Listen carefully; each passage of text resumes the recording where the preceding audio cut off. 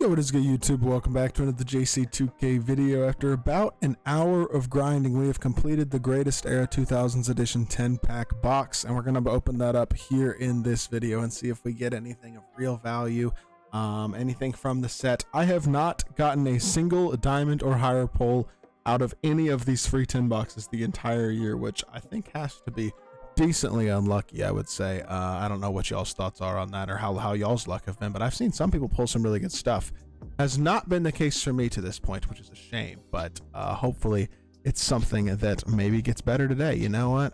That'd be cool. Regardless, I will say I don't think today's drop is a very exciting one overall. I think there's a lot of content that isn't exactly exhilarating from today's content. None of the players are particularly great or anything like that, so that certainly is one of those things where I just don't have super high expectations for this, regardless of even if I pull anything pretty good. But it's not a hard grind at all, which is a W, and so therefore I think it's worth completing because it really only took one domination game and like 2 breakout games. Not too bad of a grind at all.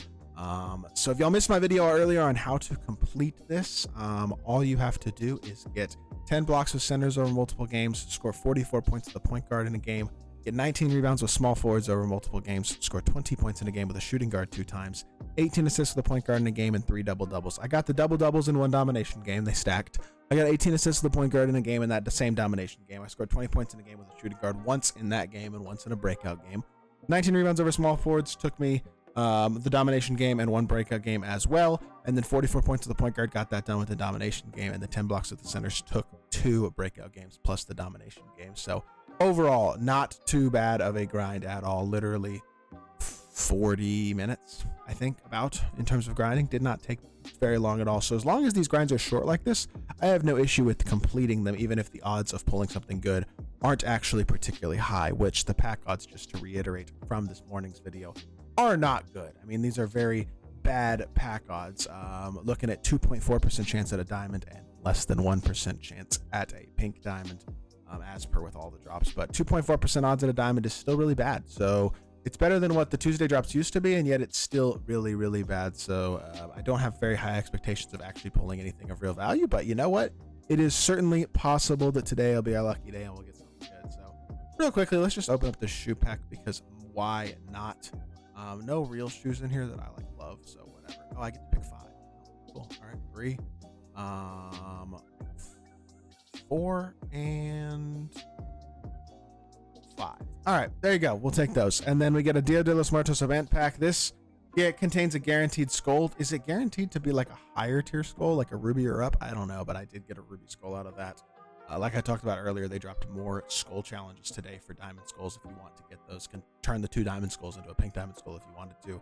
Challenges really aren't that hard, so more skull challenges to grind for some free stuff if you want, like a legend badge, 92 plus premium pack, salary cap diamond, or sorry, hidden gem diamond. Why do I keep saying salary cap instead of hidden gem? But overall, not too bad in terms of some of that stuff that's free and grindable today. Overall, not too bad of a day of grindable content. It's just overall, I still think the week has been a bit unsuccessful. The past basically 8 days of content have been pretty rough still, in my opinion, because of the lack of execution with the grinds, and the Wimby dropping impacts and the last 2 pack drops on Tuesdays being pretty much pointless.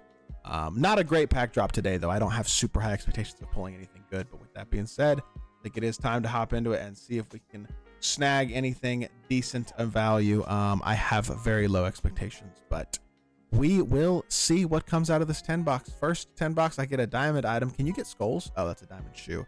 I didn't know if you can get skulls out of this 10 box. That'd be kind of neat if you could, but I don't think so anyway. I got that same PG4, except it's a bronze shoe. I did think I just got that exact same colorway and it was a diamond. I'm not totally sure about that. Second pack, nothing in here as well.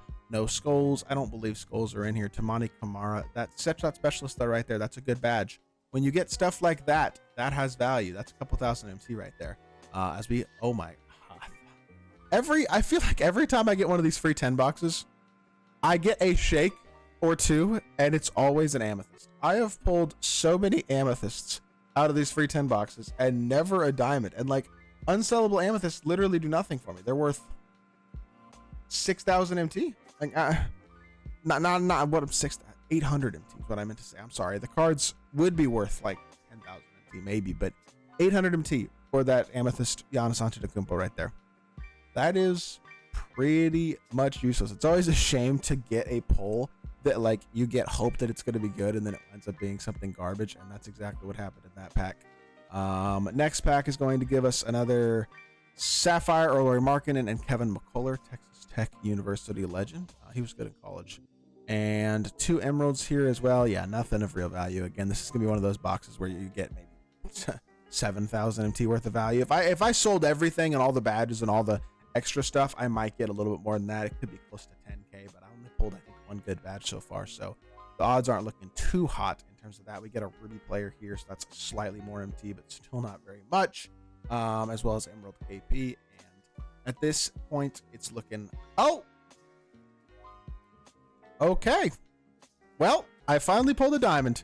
Unfortunately, I pulled a diamond out of the worst set of the year to pull a diamond out of, I think, because there's not a single good one in these packs, besides, I guess, Corey Maggette.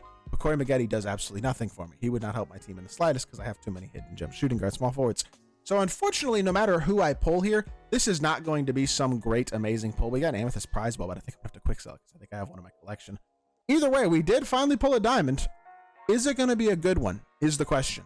Does it really matter? Not that much, but I would take Corey Maggette. I know he's tough. The other diamonds are all bad, and it's Eastern Conference, not Corey Maggette. 95 hustle. That makes me think this is probably Antonio Davis. Yep, Antonio Davis. In fact, he might be the only Eastern Conference. No, I think Rip Hamilton is too. But Antonio Davis as a free diamond. This is a non-shooting 6'9" big. And you know me, I don't like non-shooting bigs, period, let alone 6'9". So unfortunately, that's a bit of a killer, I would have to say, for that card. But you know what? We pulled Antonio Davis. My boy Sauce DeVille would like that pull for his Raptors team. But me personally, unfortunately, do not particularly want that pull. Let's check and see if any of these golds are auctionable real quickly, because that can make a decent amount of MT, because golds generally sell for a little bit more than the other cards. Duncan as well is a gold, so we'll send him to the auction house. And Jaden Ivey, are you sellable? No, you are not. And that is that. Okay, 5,000 MT right there from quick selling that stuff, plus a few more 1,000 MT that I can make from selling some golds, selling a couple of badges. And I got a diamond Antonio Davis. There you go. Was it worth grinding? Not in terms of MT I got back, not really, but it could have been worse, I guess.